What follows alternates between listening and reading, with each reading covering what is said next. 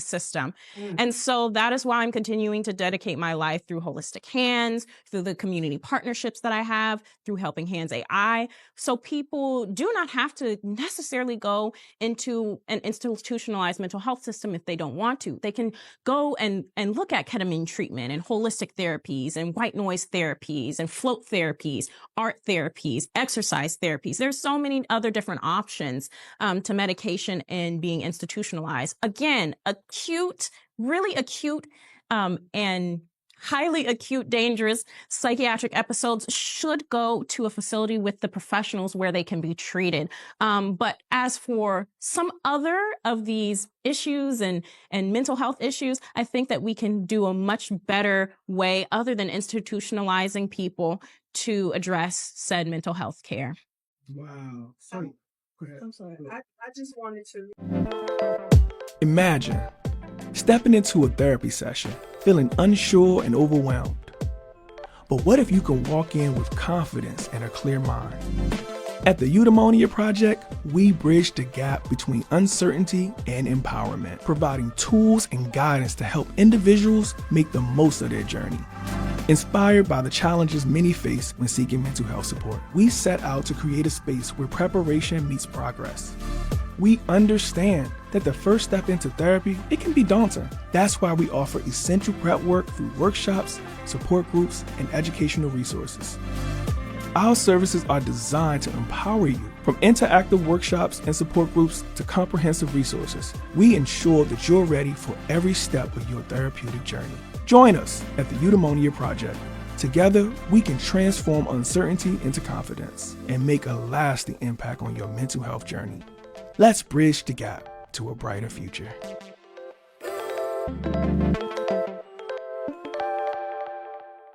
It's a time and a place for self-reflection, right? But the self-reflection and what we would call in psych protective factors, which is your daughter, your job, your family, the things that you enjoy, all of that stuff, right? There is a time and a place to bring those things up and be reflective and say, okay, let's start looking at all the things that you have to look forward to. What do you still enjoy? What are some goals? What are some dreams that you have, right? But in that really immediate time of crises or in that span of months or however long where they're not receptive, the person is not receptive to being able to be effectively reflective, self-reflective, all it really is doing is more harm than good. And so that is why going to a clinician, a therapist, even a holistic practitioner, right? And getting guidance on when the appropriate time is to start intervening and doing the self-reflection, doing the cognitive behavioral therapy or cognitive behavioral restructuring, looking at the protective factors, and start building your resiliency list or the making goals and doing all that sort of work. It's really important to find a specialist to do that. And that specialist knowing when the right time is to start bringing these things up. Yeah. Okay? I would say the way that, and I would say like medical care and the medical system and our medical upkeep, right? Preventative care is not popular, but the way that you would get a checkup for your teeth, an annual checkup or a visit for your primary care, you need to do, I would say, times 10 for your mental health. You should have, if it's not a counselor, but you should have some type of therapist or some type of group or a therapy that you are going to at least monthly, whether it be art therapy, whether it be music therapy, whether it be talk therapy, right? Especially for parents, because this is a special about parents and kids and minors, you should be going to group therapy most definitely. I think being able to have somebody facilitate these conversations that you might not be able to talk about around the table and having a therapeutic,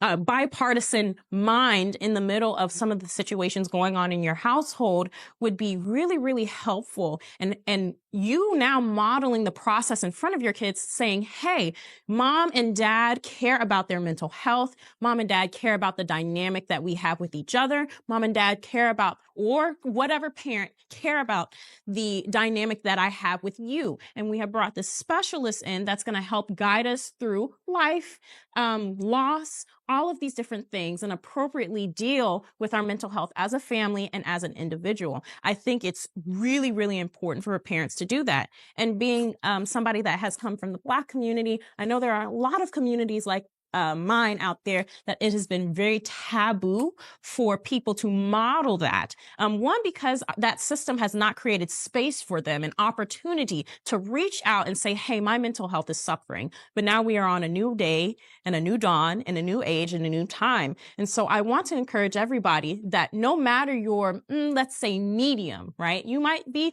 very much artistically inclined and you might not want to do talk therapy. That's totally fine. Take your child with you to art therapy. They have art therapy just for children or children and parents. It doesn't matter. Whatever your type of therapy or mental health intervention is, you need to model that in front of your child, and you need to do that for yourself.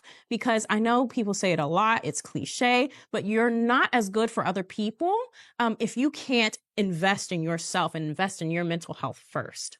Okay.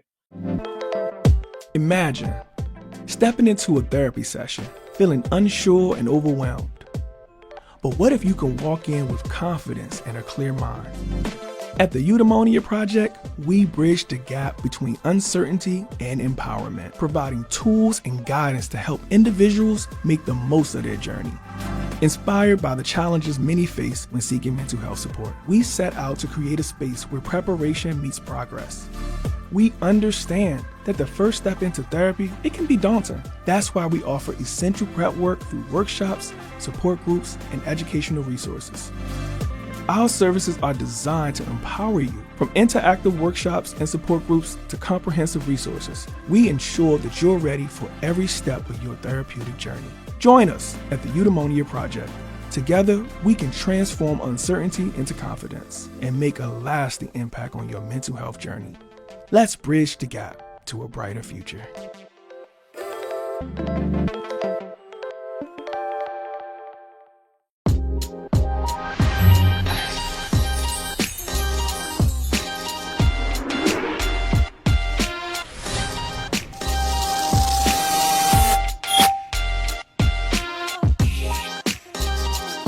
I want a lot of people to understand that those that are in situations such as suicidal ideation or thinking about taking their life, I want you to take what I'm saying with the utmost amount of love and respect.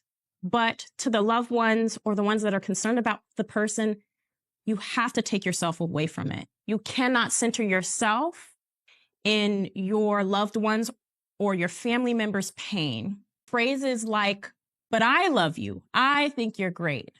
Why would you do this to me? This is very selfish. Centering yourself at your loved one's pain is doing it in detriment to your loved one's expense. And so while I know you mean well by expressing how much you love and you care for them, it comes across quite self-centered and a selfish act sometimes. Not all the times, but sometimes when there is a person in immediate crisis and you pivot to the reason why you want them to live or you want them to not harm yourself solely being about you.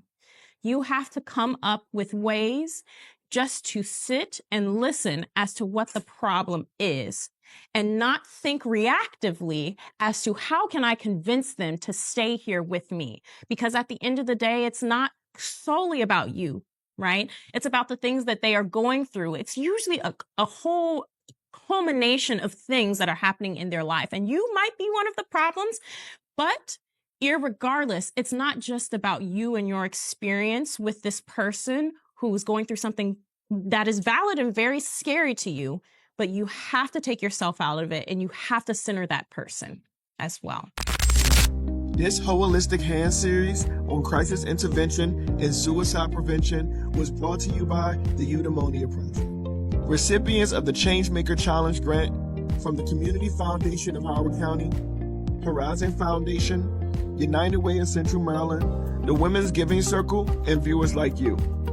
The Eudaimonia Project is honored to be a 2024 Changemaker Challenge winner in Howard County. Imagine